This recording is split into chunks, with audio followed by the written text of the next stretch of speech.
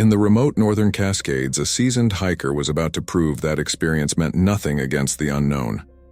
A simple shortcut through the dense forest should have saved him hours, until the silence fell. Ethan Grayson wasn't just another weekend adventurer. For 15 years, he had trekked across 3 continents, mastering survival in the wild. He had navigated storm-ravaged peaks, evaded predators, and endured isolation. But nothing in his past prepared him for a place that shouldn't exist. When the trees aligned in eerie perfection and the air thickened with an unnatural hum, he should have turned back. Instead, he pressed forward, and the forest closed behind him. The moment Ethan stepped into that impossible clearing, he had already become a part of it. What began as a shortcut would become a descent into a reality unbound by logic. The mountains would never speak of him again. But something else would. Something that had been waiting, watching. Before we jump back in, tell us where you're tuning in from. And if this story touches you, make sure you're subscribed, because tomorrow I've saved something extra special for you. Stick to the marked trails, the ranger had said, her weathered face creasing with genuine concern. People go missing up there when they don't respect the boundaries.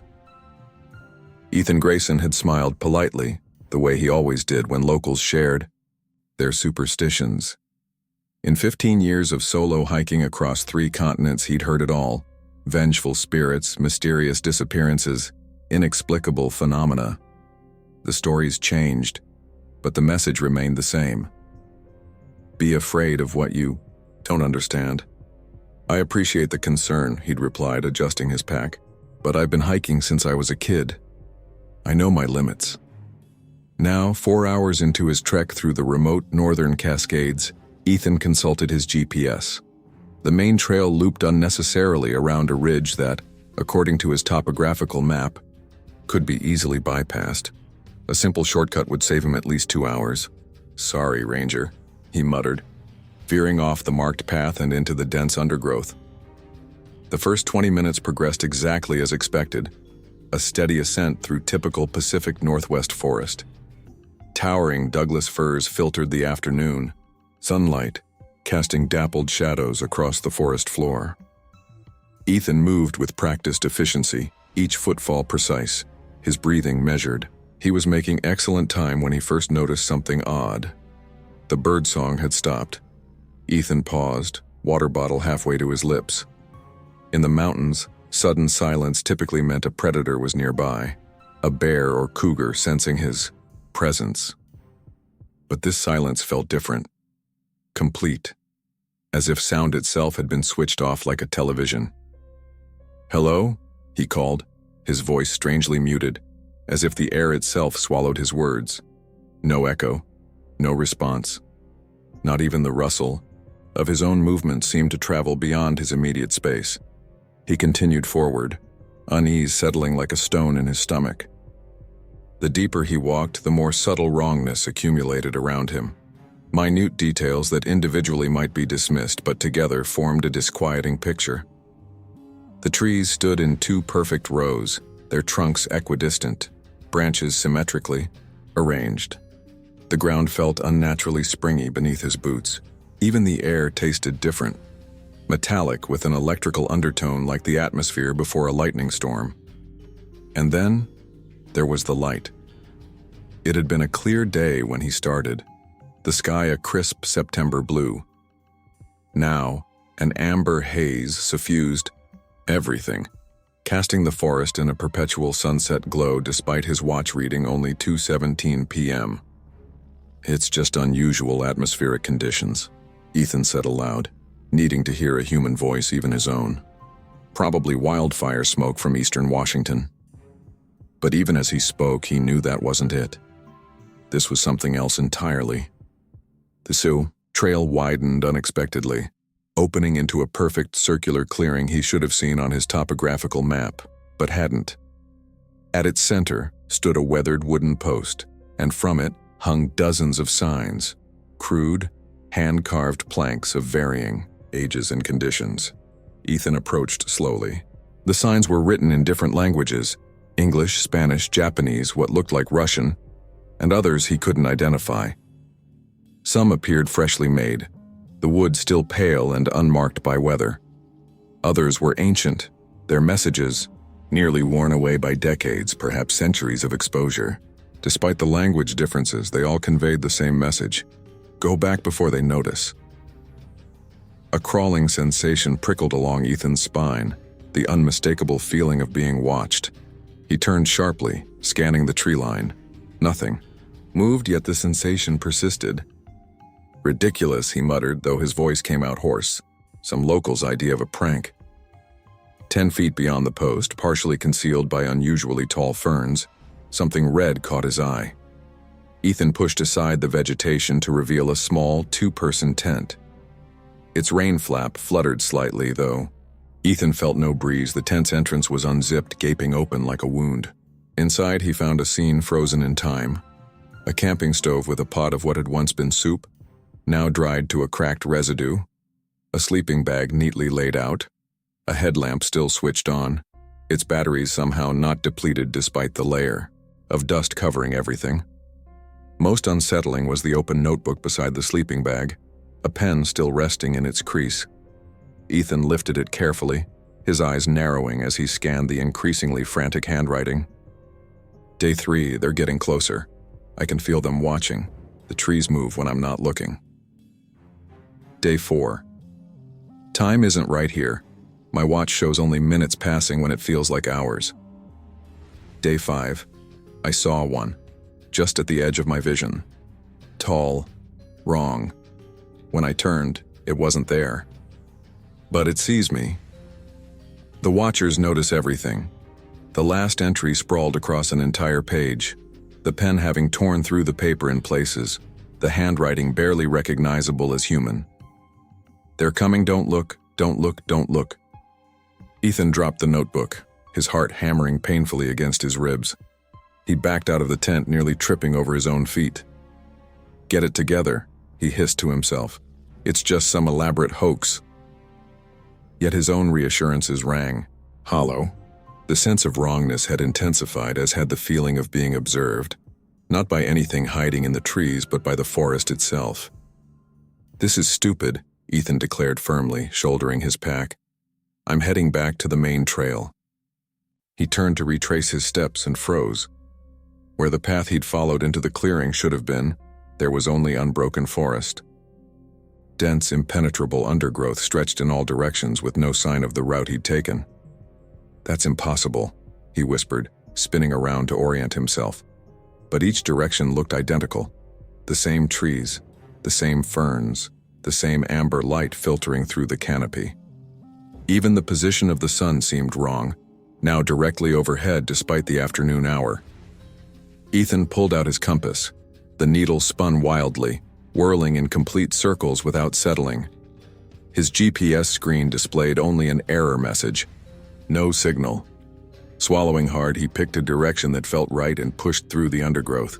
After 20 minutes of increasingly difficult hiking, he emerged into the exact same clearing, the warning sign still dangling from there. Post. No, he said, his voice cracking. This isn't happening. He tried again, and again. Each time, no matter which direction he chose, he found himself back at the clearing with its multilingual warnings. As daylight began to fade, too quickly, for the natural progression of time, Ethan sat heavily on a fallen log, fighting rising panic. Logic failed him here. The ranger's warnings echoed in his mind, no longer seeming like quaint superstition. I'm not lost, he realized, speaking the terrible truth aloud. I'm somewhere else entirely. In the gathering darkness, something shifted. At the edge of the clearing, not a physical movement, but a disturbance in the air itself, like heat rippling above asphalt. Whatever presence he'd felt watching him was drawing closer, its attention focusing like a lens. And for the first time since his father's disappearance 15 years ago, Ethan Grayson was truly afraid. Ethan didn't sleep. As darkness enveloped the clearing, he'd retreated to the abandoned tent, reasoning that whatever had happened to its previous occupant couldn't be worse than exposing himself to the night. Now, as amber dawn light filtered through the nylon walls, he emerged stiff and hollow-eyed. Think, he muttered, splashing water from his canteen onto his face. There's always a logical explanation. But logic seemed increasingly irrelevant here. During the night, he'd heard sounds no forest should make. Not animal calls or wind through branches, but rhythmic humming that vibrated in his chest cavity and whispers just below the threshold of comprehension. Ethan consulted his watch. 6:17 m. Yet the position of the sun, visible as a warped disk through the amber haze, suggested mid-morning.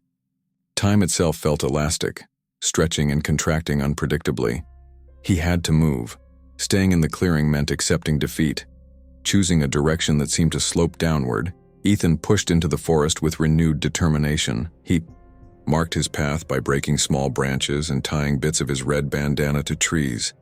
Elementary wilderness technique. An hour of hiking brought him to a small stream. Progress, finally. Water meant civilization eventually. He knelt to refill his canteen, then froze, staring at the reflection in the unnaturally still water. The sky above him was amber, as expected. The reflection showed blue. Ethan jerked back, water sloshing over his boots. He looked up, confirming. The amber sky, then back at the water. Now both matched. Amber above, amber below. Just a trick of the light, he said hoarsely. But these small fractures in reality were accumulating. As he continued downstream, Ethan noticed his shadow moving independently of his actions, trailing a half-second behind like a reluctant follower. Distances were impossible to judge. Trees that appeared close took minutes to reach, while far away, ridges suddenly loomed before him after just a few steps. The stream led to a broader creek bed, dry now, but clearly a significant waterway during the rainy season. As Ethan followed its curve, he stopped abruptly. There, pressed into a patch of damp soil, were bootprints, his bootprints. The distinctive wear pattern on the right heel was unmistakable, but they were pointing in the wrong direction, leading into the forest he'd just emerged from, not out of it. "That's not possible," he whispered, kneeling to examine them. The impressions were fresh, the edges still sharp. Yet he hadn't doubled back. He'd maintained a consistent direction since leaving the clearing. A branch snapped in the distance.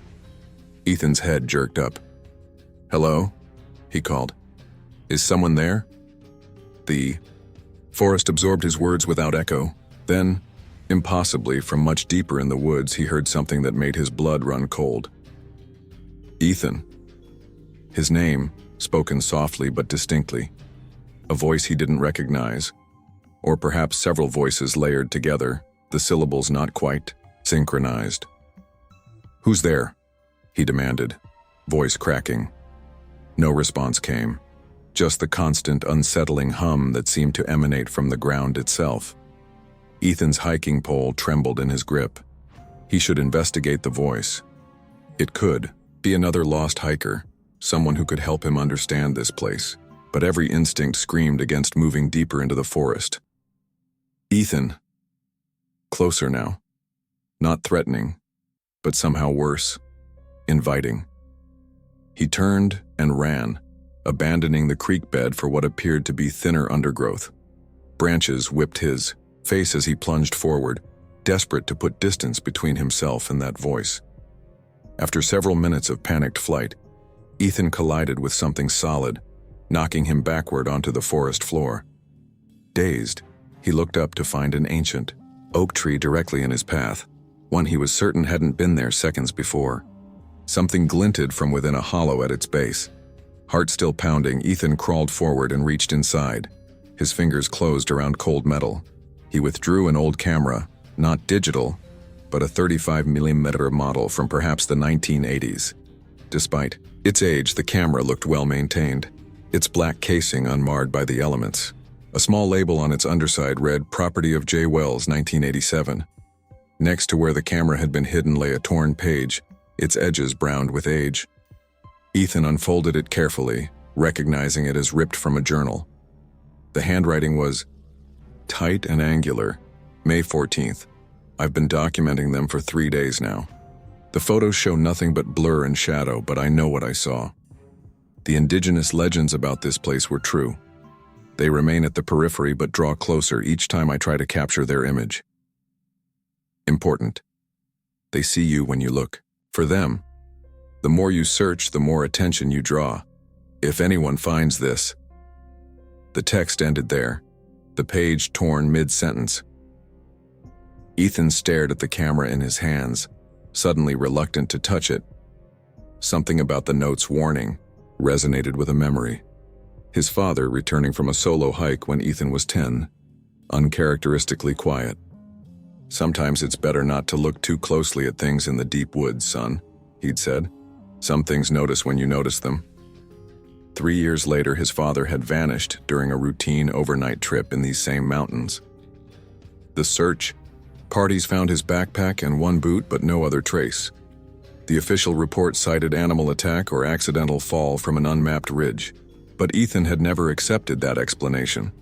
His father was too experienced, too careful for such a fate. For the first time, a terrible possibility bloomed in Ethan's mind. What if his father had strayed into this same impossible place? A sudden movement caught his eye, his shadow stretching across the ground before him despite the sun being directly overhead. As he watched, the shadow's arm raised to its face, as if in contemplation. Ethan's own arms remained at his sides. He scrambled backward, a sound somewhere between a gasp and a whimper escaping his throat.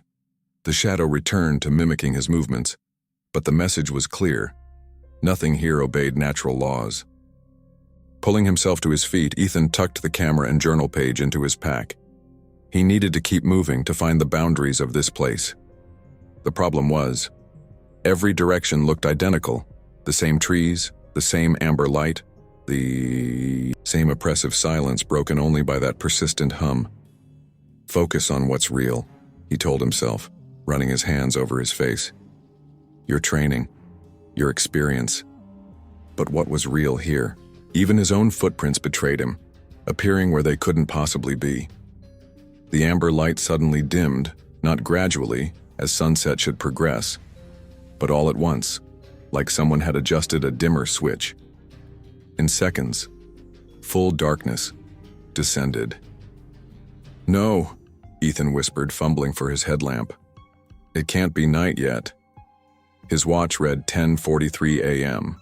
As the beam of his headlamp cut through the darkness, Ethan caught movement at the edge of its reach, a tall, elongated shape that seemed to bend unnaturally as it slipped behind a tree. When he swung the light directly toward it, nothing was there, but he could feel it watching him. And somewhere just beyond the range of his light, something was moving toward him. Ethan ran until his lungs burned.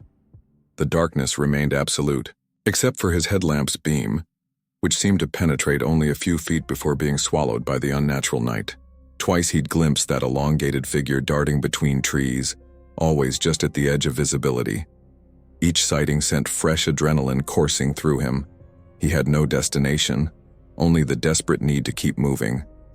When his foot caught, on an exposed root, Ethan went down hard, his headlamp cracking against stone. The light flickered, then died. Total darkness engulfed him. For several minutes, Ethan lay where he'd fallen, breath coming in ragged gasps, the taste of blood in his mouth from a split lip. The rational part of his mind, the part that had guided him through blizzards and flash floods, was shutting down, overwhelmed by the fundamental wrongness of this place. "Please," he whispered to no one. "Please." A faint glow appeared ahead. Not the warm amber that permeated the daytime forest, but a cool blue light. It flickered like flame but moved with purpose, weaving between trees, approaching. Ethan scrambled backward until his spine pressed against rough stone. The light drew, nearer, illuminating what he now realized was a narrow ravine. He'd fallen into a natural channel between two rock formations. The blue light hovered 10 feet away, then abruptly dropped to the ground. A match flared, and suddenly a small oil lamp burned with ordinary yellow flame, revealing a human silhouette. "Don't move," commanded a hoarse voice. Female. Young, but with an edge of something hardened by experience. I won't," Ethan stammered. The figure approached cautiously, lamp held high. In its glow, Ethan saw a woman perhaps in her early 30s, though it was difficult to tell beneath the grime and exhaustion etched into her features. Her dark hair hung in a tangled braid over one shoulder. She wore layers of mismatched clothing, some items looking remarkably new, others tattered beyond recognition. Most unsettling was the improvised weapon in her free hand, a hiking pole with a crude but effective-looking blade lashed to its end. "Are you real?" she demanded, the makeshift spear inches from Ethan's throat. "Yes, I'm real. I'm lost. I need help," he babbled. She studied him with narrowed eyes, then slowly lowered the weapon. "Stand up, slowly." Ethan complied, hands raised to show he posed no threat. "What's your name?" she asked, still watching him with intense suspicion. Ethan Grayson." Something flickered in her expression. "Recognition? When did you get here?" "Yesterday, I think. Time isn't—" He trailed off, unsure how to explain. "Normal, yeah." She nodded. "Follow me. It's not safe here." She turned and began walking deeper into the ravine, the lamplight casting long shadows across the stone walls. Ethan hesitated only a moment before following. Whatever dangers this stranger presented couldn't be worse than what lurked in the darkness behind him. After navigating several sharp turns in the ravine, they reached a narrow crevice in the rock face. The woman slipped through without slowing, and Ethan squeezed after her, emerging into a small cave.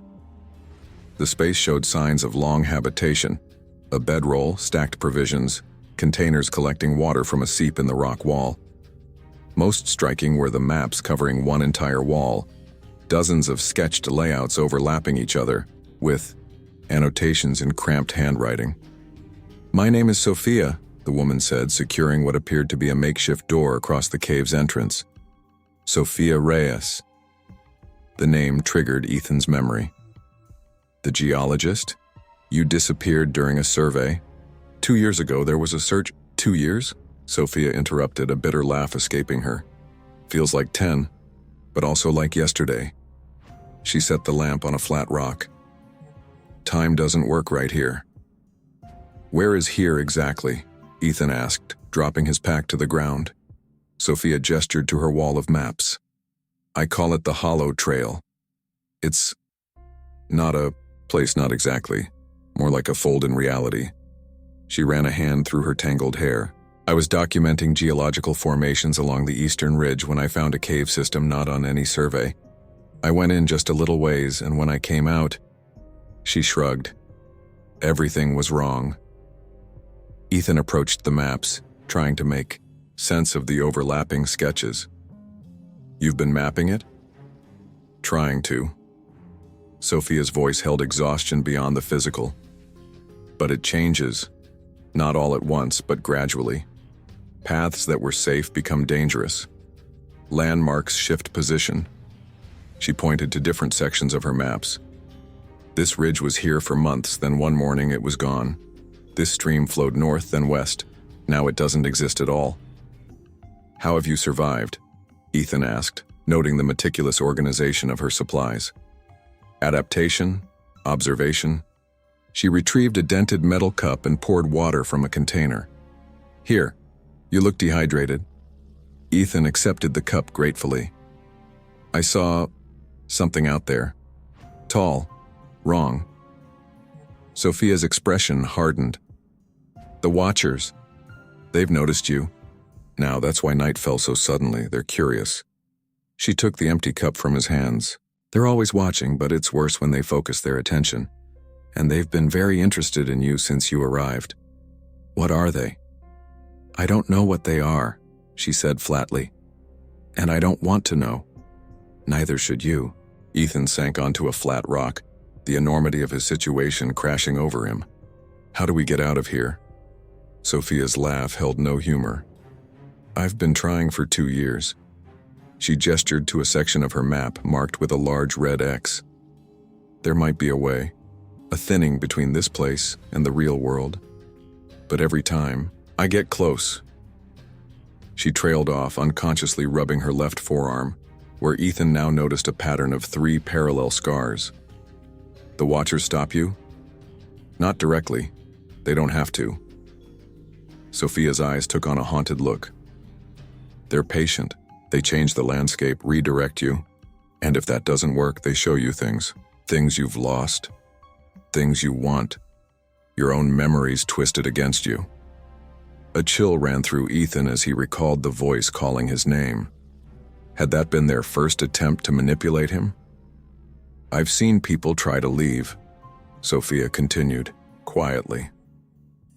They don't remain themselves. Some disappear.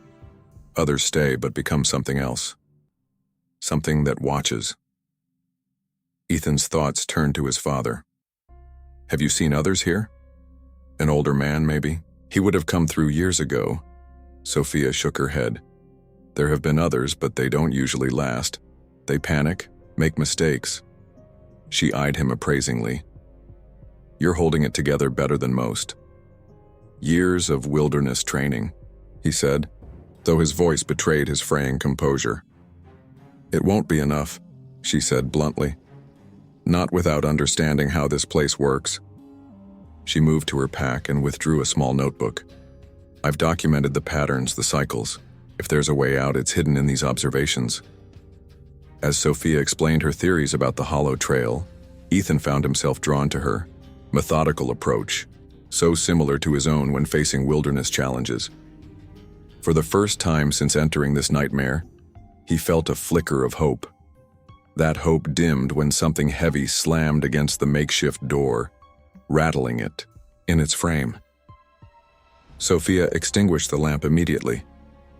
They're here, she whispered. They always come for newcomers. In the sudden darkness, Ethan felt Sophia's hand grasp his wrist. We need to move, she hissed. There's another way out. The Watchers don't like when someone new arrives. It disrupts their patterns. Another impact against the door, harder, this time. Wood splintered. Now, Sophia urged, pulling him toward the back of the cave. And whatever happens, don't look directly at them. They see you differently when you see them. Telling and preparing this story took us a lot of time, so if you are enjoying it, subscribe to our channel. It means a lot to us. Now back to the story. Sophia led Ethan through a narrow passage at the back of the cave, so tight they had to turn sideways to navigate it. The sound of splintering wood echoed behind them as the makeshift door finally gave way. Don't look back, Sophia warned, her voice barely audible. The passage opened into a larger tunnel system that sloped steeply downward. Sophia moved with the confidence of familiarity, her hand occasionally brushing glyphs she'd carved into the rock walls, navigational markers in her own code. I've mapped most of the stable tunnels, she explained as they emerged from the underground network into the amber daylight. They shift less frequently than the forest. Ethan blinked, disoriented by the sudden transition from night to day. How long were we in there? Sophia glanced at him. Time questions don't help here, just accept what is. They stood on a narrow ledge overlooking a landscape that defied comprehension. The forest stretched below them, but sections of it appeared to be from entirely different ecosystems. Patches of desert scrub bordered lush rainforest, while alpine meadows butted against what looked like petrified wood formations. What you're seeing is real, Sophia said, noting his expression. The hollow trail collects fragments from elsewhere, different places, different times, different dimensions, Ethan suggested, scientific curiosity momentarily overriding his fear. Maybe, Sophia shrugged. I try not to theorize too much. Observation works better than speculation here. She pointed to a distant ridge where the amber sky darkened to deep purple. That's where I believe the thinning is, where the barrier between this place and our world weakens cyclically. How often? That's the problem. It's not consistent. Sometimes weeks pass between opportunities, sometimes months. She began, descending a nearly invisible path along the cliff face. We need to get to my secondary shelter before they realize which way we went. As they carefully made their way down, Ethan noticed movement in his peripheral vision. Tall, indistinct, figures at the forest's edge appearing and vanishing like heat mirages. He deliberately avoided looking directly at them, remembering Sophia's warning. "They're watching us, aren't they?" he asked. Sophia didn't turn. "Always, but they can't track as well during daylight. The amber sky interferes somehow." They reached the forest floor, and Sophia immediately set a punishing pace, weaving between trees with practiced efficiency. Ethan followed, noticing how she occasionally placed her palm against certain trees, as if checking for something only she could sense. "Are you navigating by the trees?" he asked. "Some of them are anchors," she replied. "They don't move or change. I've marked them over time." She tapped a nearly invisible notch on a massive pine. "This one has been here for all 2 years of my time here." Ethan's watch said they'd been hiking for 23 minutes, but his body insisted it had been hours. His legs burned with exertion, and hunger gnawed at his stomach. "How much further?" he asked. "Time questions," Sophia reminded him with a tight smile. "But we're close." They crested a small hill, and Sophia suddenly froze, her body tensing. "What's wrong?" Ethan whispered. "This isn't right," she said, voice taut with concern. "There should be a ravine here, not this." She gestured at the small meadow before them, filled with wild flowers that seemed to pulse with unnatural vibrancy. "Is it the landscape shifting?" "No," Sophia's eyes darted nervously. "This is deliberate. They're altering our path." A shadow flickered at the meadow's edge, elongated and wrong like a human silhouette stretched to impossible proportions. It vanished when Ethan tried to focus on it. "They're hurting us," Sophia realized, her composure cracking for the first time. "They want us to go through the meadow, so we go around," Ethan suggested. "No." Sophia's voice hardened. "That's exactly what they expect. They're learning my patterns. We go straight through, quickly. Don't touch anything." They entered the meadow, Sophia leading with obvious reluctance. The flowers seemed to turn toward them as they passed, despite no breeze being present. The humming that pervaded the hollow trail intensified, becoming almost melodic. Halfway across, Ethan spotted something that didn't belong, a splash of faded red among the purple and blue flowers. He slowed, then stopped completely. "Ethan?" Sophia called, noticing he'd fallen behind. "We need to keep moving." But Ethan couldn't move. There, half buried in wildflowers, was a backpack he recognized with absolute certainty. The faded red. Nylon was patched in 2 places with black duct tape, repairs Ethan had watched his father make before his final hiking trip 15 years ago. "That's impossible," he whispered, moving toward it. Sophia rushed back, grabbing his arm. "Don't, it's not what you think." "That's my father's pack," Ethan insisted, pulling away. "The one he was wearing when he disappeared." "It's what they want you to see," Sophia warned. But Ethan was already kneeling beside the backpack, running his fingers over the worn fabric. It was real, not just in appearance but in the specific details only he would recognize. The frayed strap his father had repaired with dental floss, the small burn mark from a campfire spark, even the distinctive way the zipper stuck halfway. With trembling hands, Ethan opened the main compartment. Inside was his father's journal, the leather cover cracked with age but unmistakable. A folded piece of paper slipped out when he lifted it. The note was written in his father's distinctive handwriting. "I tried to find the way back, but they wouldn't let me. They keep showing me Ethan, but it's never really him. If you're reading this, son, I'm sorry, don't look for me. They see you clearer when you have purpose." Ethan sat back, the note clutched in his hand. He was here. All this time I thought he'd fallen or been attacked by an animal, but he was here. Sophia knelt beside him, her expression a mixture of sympathy and urgent fear. "I know what you're feeling right now, but we need to go. This is exactly what they want, to make you emotionally vulnerable. I have to know what happened to him," Ethan insisted, clutching the backpack. "This is the first real clue I've had in 15 years.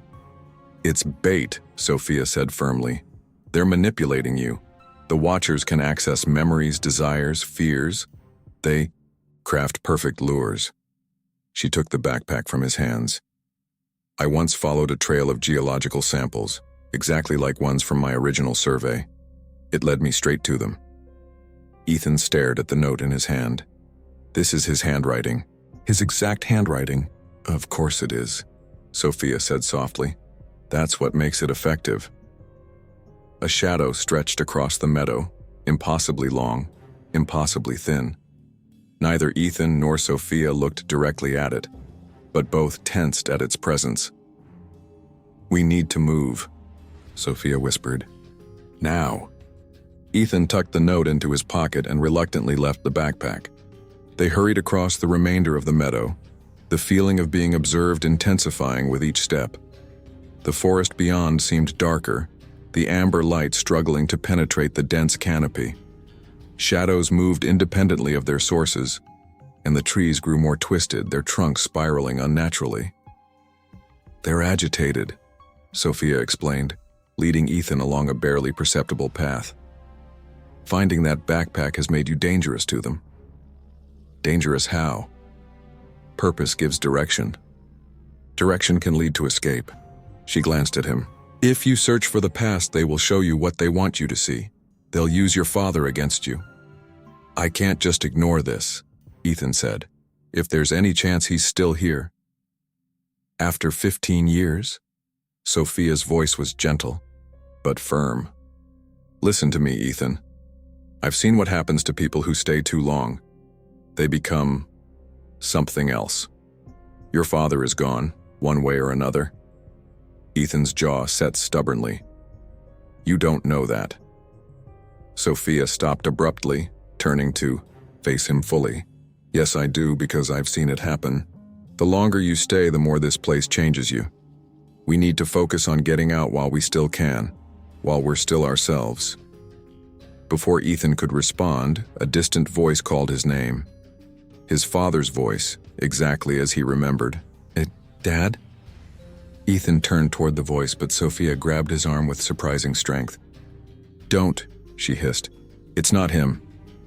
The voice called again, more insistent. Ethan, I've been waiting for you. It was perfect. The exact timbre and cadence Ethan remembered, down to the slight rasp his father developed after years of calling out to students from university lecture halls. The familiarity of it tugged at him like a physical force. How are they doing that? Ethan whispered, fighting the urge to break free from Sophia's grip and run toward the sound. They take what's in your mind, she replied, pulling him along, a narrow game trail heading away from the voice. Memories, desires, fears, they reflect them back distorted. They pushed deeper into the forest until the calls faded. By then, the amber light was dimming into dusk, a more natural transition than the abrupt darkness Ethan had experienced the previous night. We'll stop here, Sophia said, gesturing to a hollow formed by the massive roots of a fallen sequoia. It's relatively safe. The root system disrupts their perception somehow. While Sophia set about making the space secure, arranging branches in what appeared to be specific patterns around the perimeter, Ethan sat on a root, mind reeling from the day's discoveries. His father's backpack and note had shattered the narrative he'd constructed over 15 years. If his father had been trapped here, everything Ethan thought he knew about his disappearance was wrong. You're thinking about him, Sophia observed, kneeling to build a small fire. I can see it in your face. Wouldn't you be? Ethan asked. If you found evidence that someone you lost was here? Sophia's hands paused in their work. I did. Her voice was flat. My research partner. We were separated during that first geological survey. I found his compass 2 months into my time here. Did you find him? What was left of him? She struck a match, carefully lighting the kindling. He'd been here too long. Changed too much. Ethan wanted to press for details but sensed her reluctance. Instead, he helped gather additional firewood, careful to stay within sight of their makeshift camp. As night fell completely, they sat beside the small fire, sharing Sophia's carefully rationed provisions, dried meat of uncertain origin and bitter root vegetables she'd harvested from certain parts of the forest she deemed stable enough to be real. The fire won't attract them? Ethan asked.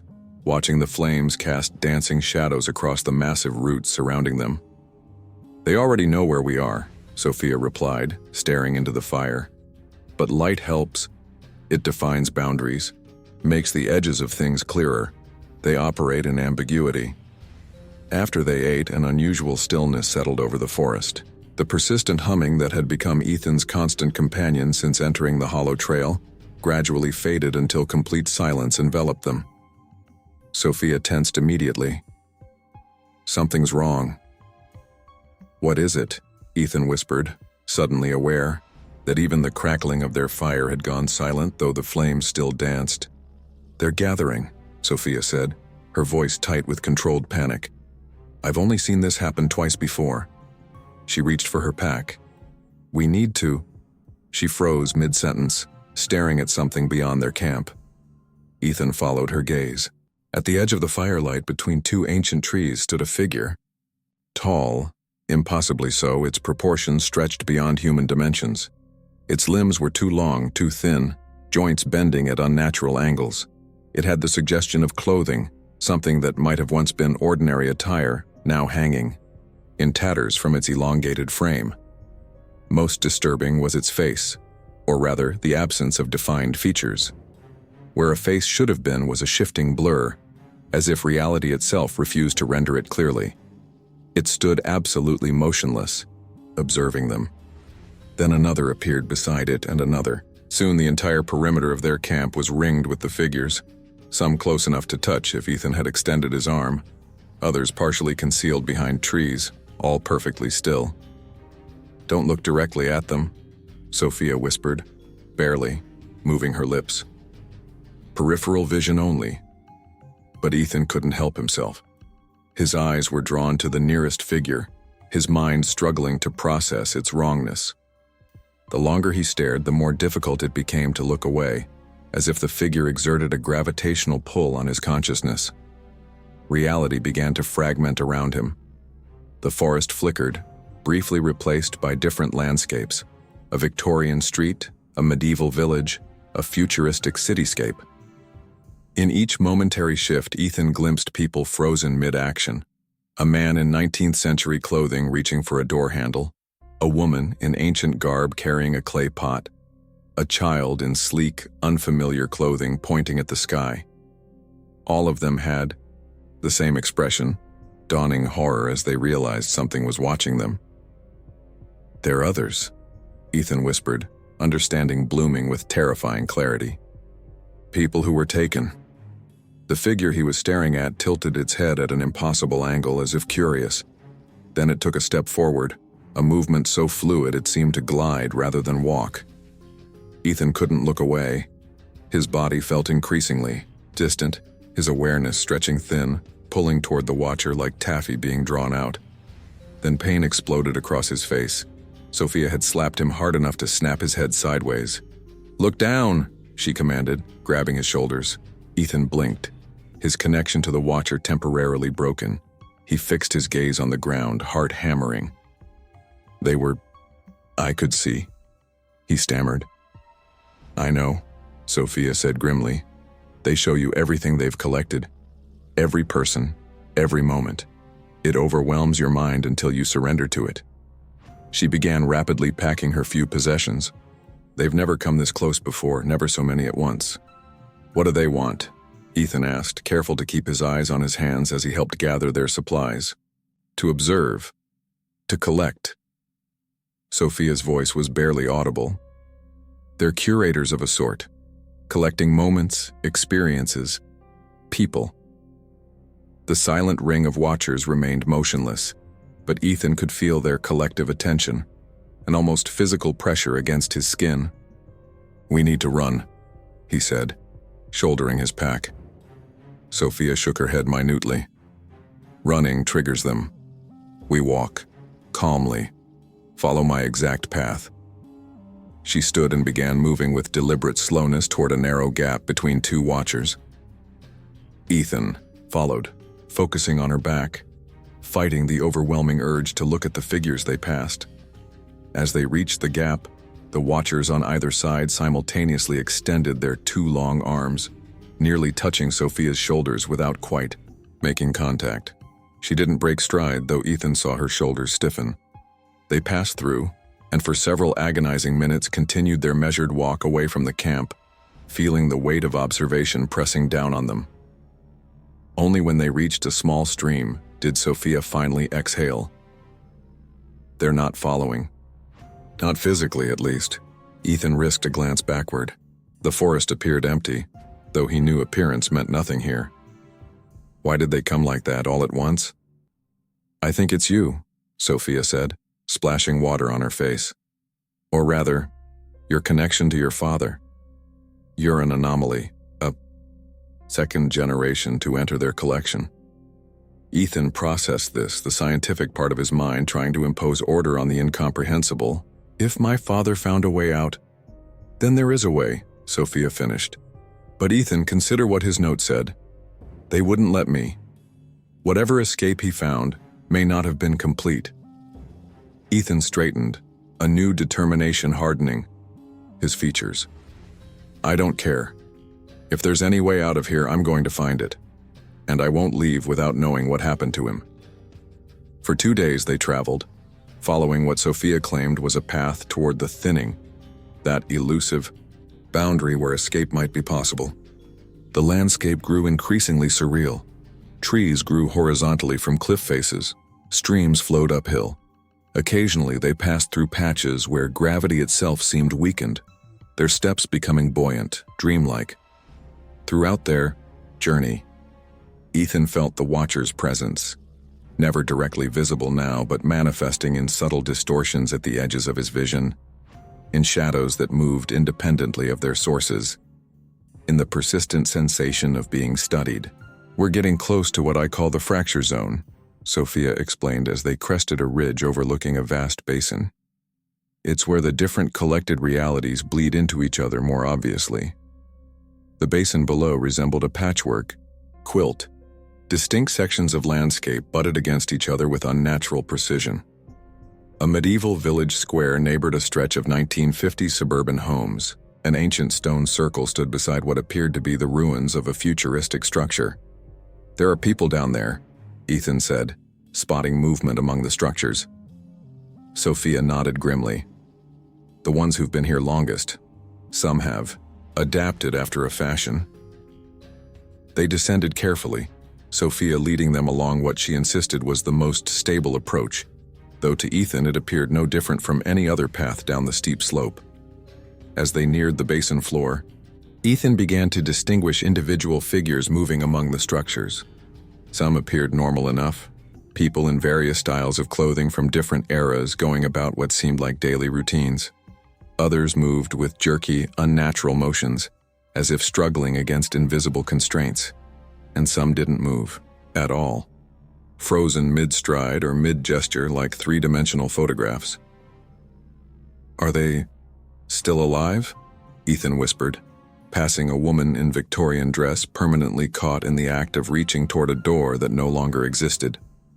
"Define alive," Sophia replied quietly. "Their bodies are preserved. Whether their consciousness remains intact is harder to determine." They entered what appeared to be a small trading post, a crude structure built from mismatched materials, scavenged from throughout the basin. Inside, a few people huddled around a makeshift counter where goods were being bartered, preserved food, tools fashioned from disparate materials, containers of water. Conversation died as they entered. A dozen pairs of eyes, some clear, others frighteningly vacant, turned toward them.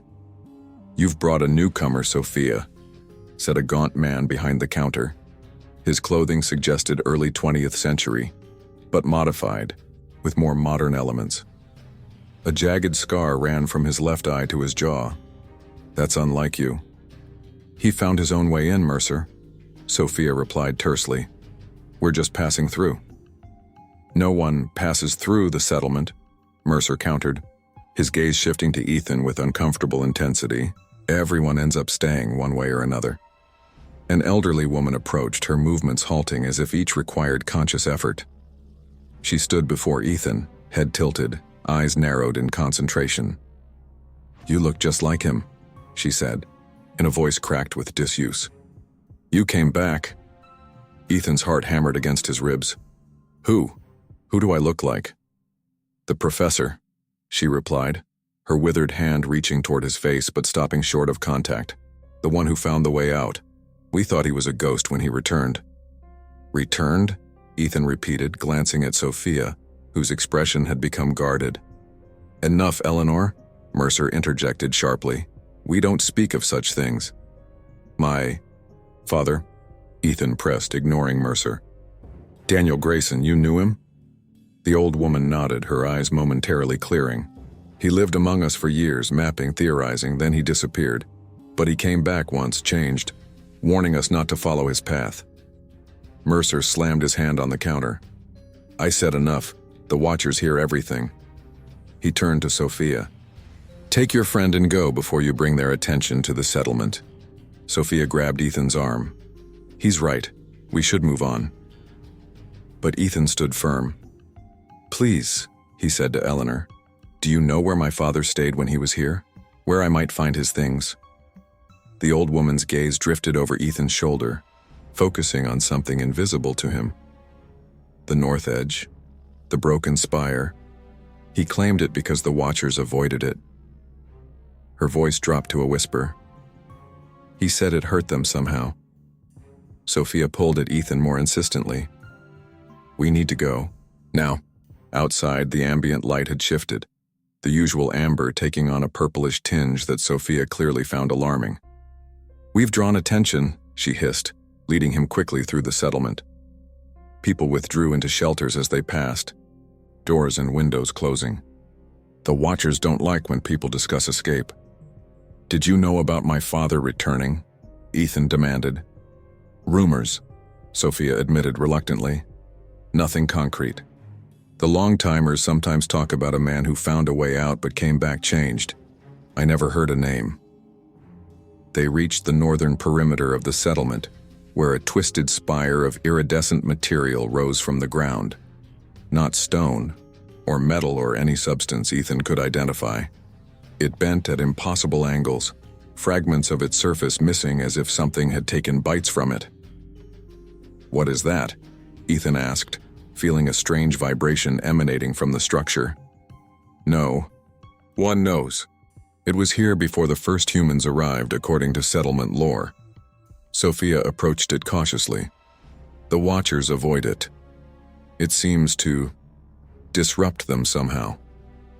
Near the spire's base stood a small shelter constructed from scavenged materials, wood, metal, and what appeared to be pieces of aircraft fuselage. Unlike the other structures they'd passed, this one seemed deliberately positioned to be in the spire's shadow. The door hung partially open. Inside, dust covered every surface, undisturbed for what seemed like years. A cot, a makeshift desk, shelves containing notebooks and collected objects, the space of someone who approached their captivity with scientific methodology. On the desk lay a leather-bound journal, its pages yellow with age but preserved in the strangest timeless atmosphere. Ethan opened it with trembling hands. The handwriting matched the note they'd found, his father's distinctive script, though increasingly frantic as the journal progressed. He flipped through pages of observations, theories, maps until reaching the final entry, dated 15 years earlier by Ethan's reckoning. "There is a way out, but it is not without cost. The Watchers cannot create. They can only collect, preserve, observe. The exit lies where their power is weakest, at the convergence when realities overlap most completely. But passage requires an exchange. Conservation of mass, perhaps, or some cosmic balance. Someone must take your place." I refused to condemn another to this existence. But Morris was desperate, dying from injuries sustained in the temporal shifts. He begged me, take his place, return to the world, warn others away from this place. The ritual worked. I passed through. But the tether remains. I am not fully free. They marked me during my time here, and now they pull me back, showing me glimpses of this place, calling me to return. And I see them watching in our world now too, collecting, waiting. If anyone finds this, There is no true escape from the hollow trail, only the illusion of freedom. Daniel Grayson. Ethan sank onto the dusty cot, the journal clutched in his hands. He got out, but something followed him. Sophia stood in the doorway, tension evident in every line of her body. This confirms what I've suspected. The cost of escape is too high, and even then it's incomplete. Ethan flipped back through the journal, finding pages that detailed the escape ritual, materials needed, timing with relation to certain shifts in the hollow trail's reality, precise locations. There's a full method here, he said, conviction growing. We could try. Sophia's expression darkened. Did you miss the part about an exchange? Someone has to stay behind, Ethan. And even then, your father wasn't truly free. Outside, the purple tinge to the light intensified. Through the shelter's single window, Ethan could see the distant figures of the settlement residents retreating indoors, locking doors, closing shutters. They're coming, Sophia whispered, peering outside. We've disrupted their patterns too, much. But Ethan barely heard her, his attention fixed on the journal. His father had found a way out.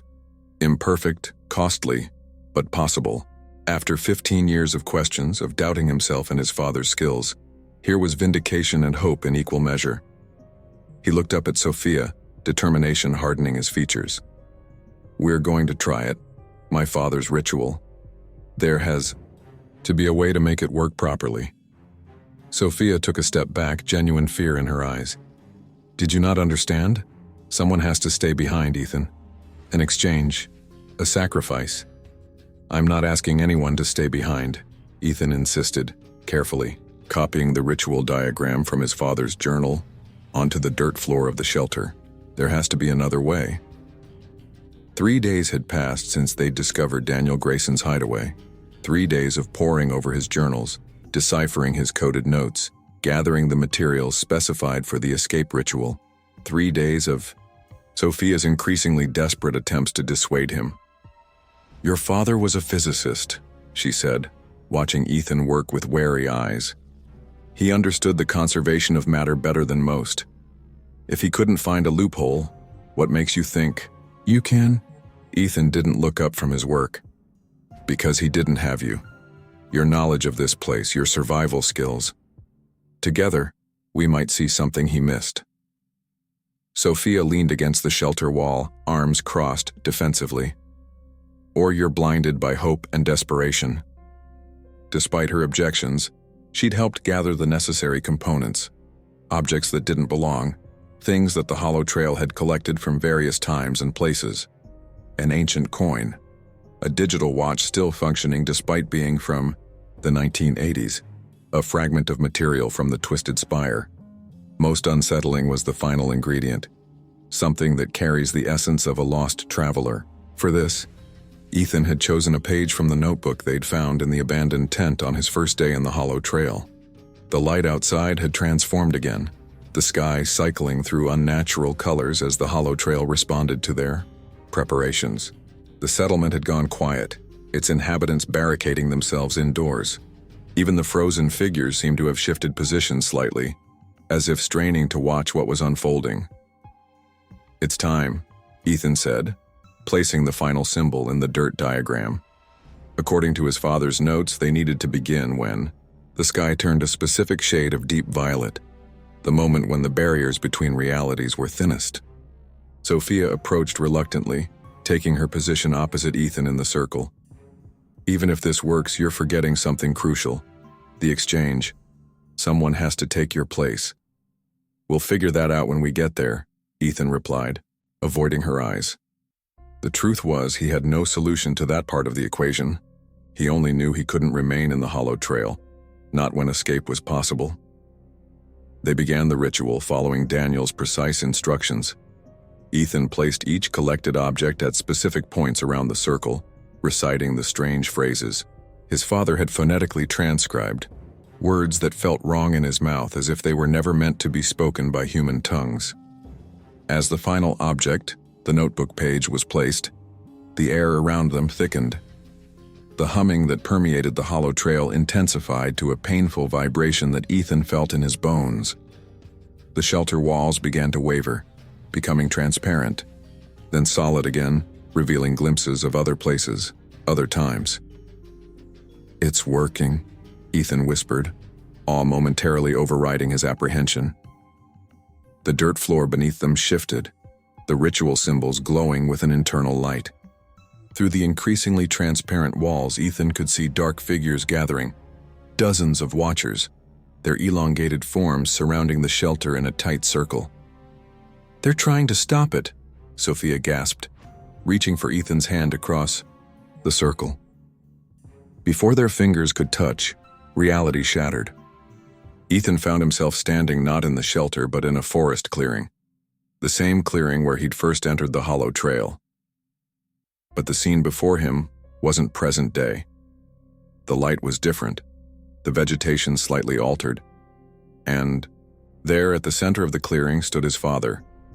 Daniel Grayson looked just as Ethan remembered him, tall, broad-shouldered, his beard neatly trimmed, wearing the red backpack they'd found in the meadow. But his face was gaunt, his eyes haunted in a way Ethan had never seen in life. Beside Daniel stood another man, older, emaciated, his skin bearing the gray pallor of terminal illness. "You're sure about this, Morris?" Daniel was saying, his voice exactly as Ethan remembered it. "Once we begin, there's no turning back." The sick man, Morris, nodded weakly. "I'm dying anyway, Daniel. Better my remaining time serve some purpose. Get back to your son. Warn others away from this place." Ethan tried to call out to reach them, but he existed here only as an observer, a phantom witnessing a moment from the past.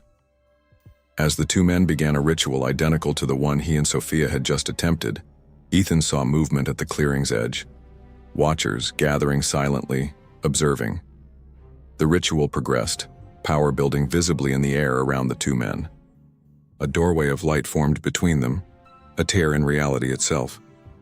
Beyond it, Ethan could see the normal world, sunlight filtering through ordinary trees, birds flying in a blue sky. Daniel hesitated, looking back at Morris. "I'll find a way to come back for you." Morris shook his head, a sad smile on his gaunt face. "No, you won't. That's not how it works.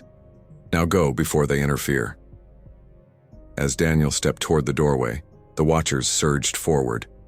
Not to stop him, Ethan realized with horror, but to escort Morris away from the ritual site. The dying man went willingly, walking toward the elongated figures with resignation. Daniel passed through the doorway of light. As he did, Ethan saw something impossible. Thin, almost invisible threads extending from the watchers, attaching themselves to his father's back, his neck, his mind. He was leaving, but not unmarked, not truly free. The vision shattered, and Ethan was back in the shelter gasping for breath. The ritual circle glowed with blinding intensity, a vertical tear forming in its center, the doorway home. "Did you see?" Sophia cried, her face contorted with terror. "Did you see what happens?" But Ethan couldn't answer. Beyond the tear in reality, through the doorway they'd created, he could see his world, the normal forest of the Cascades, exactly as he'd left it days ago. Freedom was literally a step away. The walls of the shelter had fully dissolved now. The watchers stood in an unbroken circle around them, their featureless faces turned toward the ritual site. They made no move to interfere, simply observing, waiting.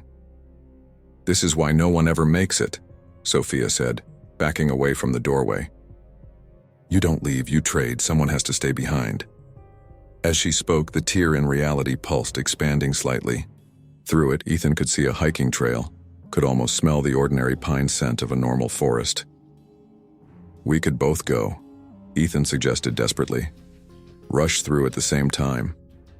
Sophia shook her head, tears tracking down her dirt-smudged face. "It doesn't work that way. The balance must be maintained. For someone to leave, someone must stay." She looked past Ethan at the waiting watchers. "They're not stopping us because they know the rules better than we do." The doorway pulsed again, the edges beginning to waver. According to his father's notes, They had only moments before it would collapse. "I can't stay here," Ethan whispered, the words tearing from him. "Not now that I've seen the way out." Sophia's expression hardened, something cold and calculating replacing her fear. She took a step back, then another. "Neither can I." The realization hit Ethan like a physical blow. They couldn't both leave. One would have to betray the other. The fabric of the hollow trail convulsed around them, time fracturing further. In flashes, Ethan saw other attempts, other moments. A Victorian explorer shoving his guide backward as he leapt through a similar doorway.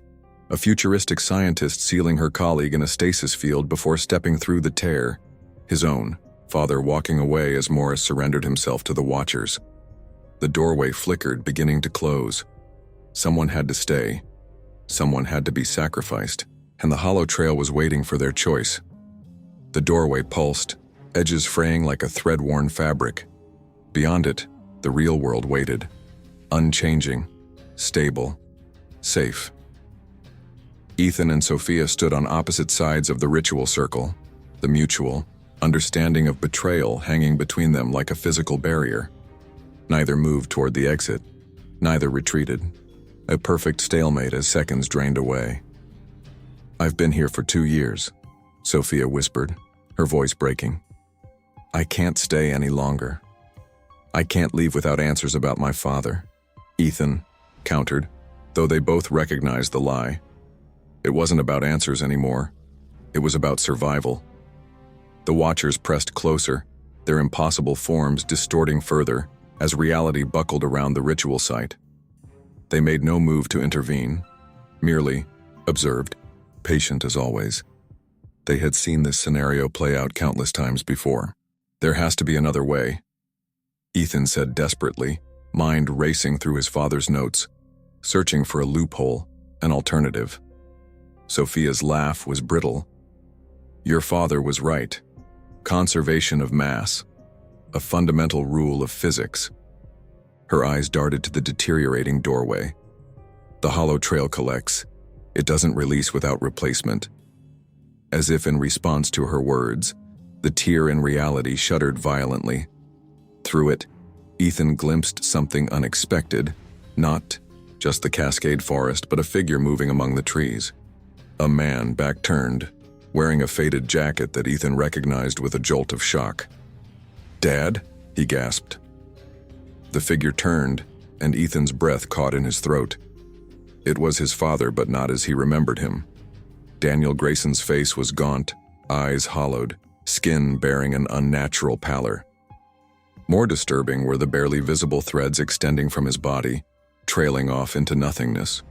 Or rather, Ethan realized, extending back to the hollow trail, to the Watchers who had marked him.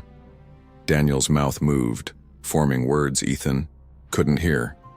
He was warning him, trying to communicate something vital. Sophia grabbed Ethan's arm, breaking his concentration. "The doorway is collapsing. We have seconds, not minutes." Indeed, the edges of the tear were closing inward, the glimpse of the outside world narrowing to a window barely large enough for a person to squeeze through. "I saw my father," Ethan said, stunned. "He's alive, but something's wrong. The Watchers still have him somehow." "He's tethered," Sophia confirmed grimly. "I've heard stories from the long-timers. Those who escape remain connected, partly here, partly there, never fully free." The Watchers began to sway in unison, their elongated limbs swinging in hypnotic patterns. The humming intensified, becoming an almost unbearable pressure against Ethan's eardrums. "They're getting impatient," Sophia warned. "Someone has to choose." Time seemed to slow as Ethan weighed his options. He could push Sophia aside, leap through the closing doorway and escape, condemning her to remain forever in this nightmare realm. He could step back, surrender himself to the hollow trail, and let her go free. A noble sacrifice that would end with him becoming one of the lost, perhaps eventually one of the Watchers themselves. Neither option was acceptable. His father's journal flashed through his mind. The detailed physics theories, the meticulous documentation of the hollow trail's properties. Daniel had written that the place operated on rules, fundamental laws, that couldn't be broken, but rules could be bent. Redirected. The spire, Ethan said suddenly, eyes widening with realization. The material we used in the ritual, the fragment from the spire. My father noted it disrupted the Watchers somehow. Sophia glanced at the ritual components, understanding dawning on her face. It's not from here, not from our reality, not from any reality they've collected. Exactly. It's an anomaly in their system. Ethan moved toward the circle, careful not to disturb the patterns. What if we use it to unbalance the equation, create a third option? The doorway continued to contract, now barely the width of a person's shoulders. The Watchers swaying intensified, their forms stretching impossibly as they loomed over the ritual site. Sophia hesitated only a moment before nodding. What do we do? When I say go, we both run for the doorway, Ethan instructed, reaching for the spire fragment positioned at the circle's edge. Together, neither staying, neither sacrificing. They won't allow that, Sophia objected. They won't have a choice. Ethan grasped the fragment, wincing as it burned cold against his palm. We're going to change the rules. With one violent motion, Ethan plunged the spire fragment into the center of the ritual circle. The effect was immediate and catastrophic. The ground beneath them convulsed, the air splitting with a sound like reality itself tearing. The Watchers recoiled, their forms distorting in what might have been pain. Go, Ethan shouted, grabbing Sophia's hand. They lunged for the doorway together, squeezing through the narrowing gap side by side. For one terrible moment, Ethan felt resistance, invisible hands grasping at his clothing, his hair, his consciousness. The Watchers, refusing to release. Them both. Then something snapped. The tethers broke, and they tumbled forward into blinding sunlight and the scent of ordinary pine forest. Behind them, the doorway collapsed with a sound like thunder, a final burst of amber light illuminating the trees before fading to normal daylight. They lay on the forest floor, gasping, bodies trembling with adrenaline and disbelief. Around them, the Cascade Mountains stood unchanged, peaceful in the late afternoon sun, as if the nightmare realm they'd escaped had never existed. We made it, Sophia whispered, tears streaming down her face as she pressed her hands against ordinary pine needles. We both made it. Ethan stared at the space where the doorway had been. Nothing remained, no visual evidence of the tear between worlds, no sign of the hollow trail or its inhabitants. And yet, something's wrong, he said slowly, rising to his feet. It was too easy. They wouldn't just let us both escape without consequence. Sophia stood beside him, her initial euphoria fading as she followed his gaze. What do you think happened? Before Ethan could respond, movement caught his eye, a figure standing among distant trees. For a moment, he thought it was his father again. But as he focused, he realized it was something else entirely. Not human, not Watcher, but something between. A shadow with purpose, watching them with patient attention. More disturbing was the sensation Ethan suddenly became aware of. A faint, almost imperceptible humming, vibrating not in the air around them, but within his own body, within his bones. We brought something back with us, he realized, horror dawning. Not tethers, we broke those, but something else. Sophia heard it too now, her eyes widening as understanding settled over her. We're marked, changed. She turned in a slow circle, surveying the ordinary forest that suddenly seemed less ordinary. We've become doorways ourselves. As if confirming her words, a distant tree shifted position when neither was looking directly at it. A shadow moved independently of its source. The sky, blue and normal when observed straight on, took on an amber tinge at the periphery of vision. The hollow trail isn't a place, Ethan said, the terrible truth crystallizing. It's a condition, a state of being, and now it's in us.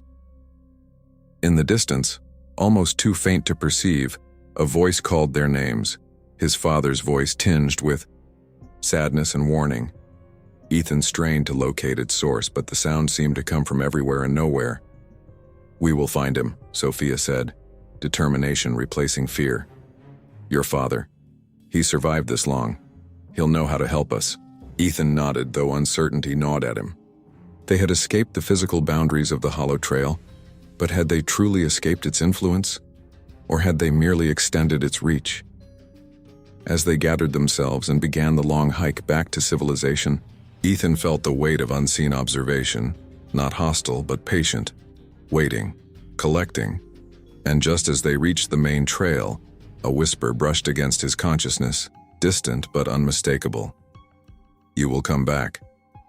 Up next, we have 2 more incredible stories that are waiting for you. Just click the image you want to watch and it will take you there. If you enjoyed this video, make sure to subscribe, it would mean a lot.